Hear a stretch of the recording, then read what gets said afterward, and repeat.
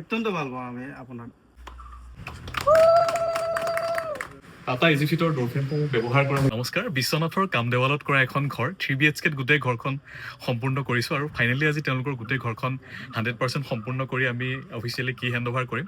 আৰু আপোনালোকেও যদি ভাবি আছে আমাৰ দ্বাৰা কনষ্ট্ৰাকশ্যন কৰিবলৈ, তেতিয়াহ'লে ইয়াৰ পৰা আপোনালোকে কিছু আইডিয়া ল'ব পাৰিব। আৰু লগতে আমাক বহুত মানুহে কুৱেশ্যন কৰে যে আপোনালোকে যিখিনি বাজেটত কৰি দিয়ে, অলপ কম বাজেটতো কিছুমান ঘৰ দেখা পাওঁ কৰা, গতিকে তাত কিবা মেটেৰিয়েলৰ কোৱালিটিৰ লগত কম্প্ৰমাইজ কৰা নেকি, বা বিভিন্ন ধৰণৰ কথা আপোনালোকে জনায় যে ষ্ট্ৰাকচাৰেল কিবা আপোনালোকে যিবিলাক ষ্ট্ৰাকচাৰত যিমান ৰড দিব লাগে বা যিমান আপোনালোকে চিমেণ্ট ব্যৱহাৰ কৰিব লাগে সিমান ব্যৱহাৰ কৰে নে নকৰে।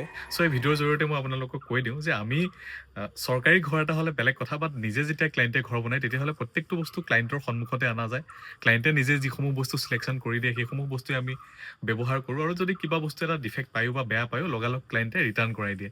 চ' সেইধৰণে আমি কৰোঁ, আৰু আজি তেওঁলোকৰ ঘৰখন আমি সম্পূৰ্ণ কৰি হেণ্ড অভাৰ কৰিম, ফিটা কাটিম আৰু ভিতৰৰ পৰা দেখাম। 20 লাখমান বাজেটৰ ভিতৰত তেওঁলোকৰ গোটেই ঘৰখন সম্পূৰ্ণ কৰিছোঁ, আৰু ক্লাইণ্টগৰাকীকো চিনাকি কৰাই দিম, তেওঁলোকৰ মুখেৰেও দুআষাৰ শুনিব।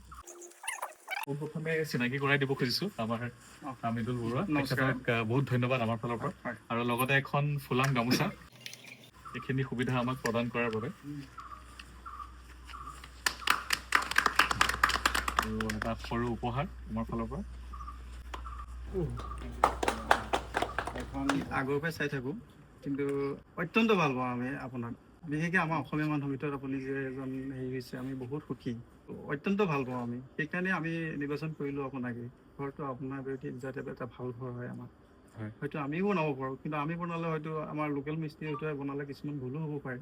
সেইকাৰণে মানে লোকেল মিস্ত্ৰীও আমি লগোৱা নাই, আৰু সেইকাৰণে বহুত বহুত ধন্যবাদ। ধন্যবাদ আপোনালোকে যে আমাক এইখিনি সুবিধা প্ৰদান কৰিছে। আৰু আপোনালোক ওচৰে চাগে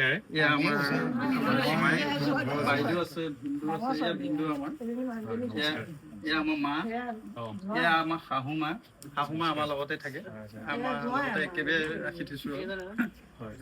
কেনেকুৱা পাইছে আপোনালোকে ঘৰখন? ঠিকে আছে, আৰু অনানুষ্ঠানিক হৈ আছিলে, আজি পৰা আনুষ্ঠানিকতা হৈ গ'ল।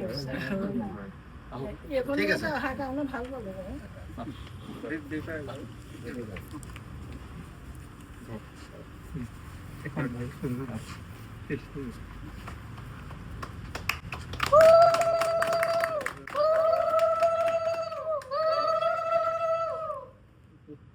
আপোনালোকে দেখা পালে এলিভেশ্যনটো, আৰু সোমাই আহি পেলাই ইয়াতে খুব সুন্দৰকৈ টাইলছ লগাই দিয়া হৈছে ষ্টেয়াৰ্ছত।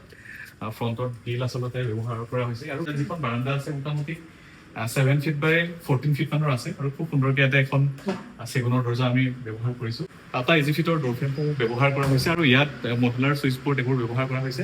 ড্ৰয়িং ৰুম ডাইনিং হলটো 14 ফিট বাই 22 ফিট মানৰ আছে, য'ত চোফা হওক ডাইনিং হওক তেওঁলোকে কৰিব পাৰিছে। আৰু 3 BHK হয় গোটেই ঘৰখন। ইয়াত এটা বেডৰুম, আৰু টাইলছত যদি চাই আপোনালোকে খুব সুন্দৰকৈ ইয়াতো ডিজাইন, ভিতৰতো এই ধৰণে ডিজাইন বা ইয়াত এই ধৰণে ডিজাইন কৰি দিয়া হৈছে। এইবোৰ প্লাই দৰ্জা যদিও যথেষ্ট ভাল কোৱালিটিৰ।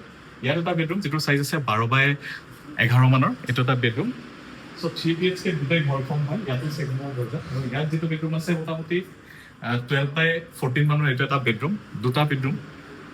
ইয়াত এটা বেডৰুম আছে, এইটো তেওঁলোকে মাষ্টাৰ বেডৰুম হিচাপে ব্যৱহাৰ কৰিছে, যিটো চাইজ আছে মোটামুটি 14 বাই 16 মানৰ, এইটো এটা মাষ্টাৰ বেডৰুম তেওঁলোকৰ। ত' 3টা বেডৰুম, আৰু ইয়াতে তেওঁলোকৰ কমন বাথৰুম এটা কৰি দিয়া হৈছে। এইটো এটা তেওঁলোকৰ কমন বাথৰুম। চেনিটেৰী ফিটিংছৰ পৰা আদি কৰি প্ৰত্যেকটো বস্তু আমাৰ ফালৰ পৰা খুব সুন্দৰকৈ কৰি দিছোঁ।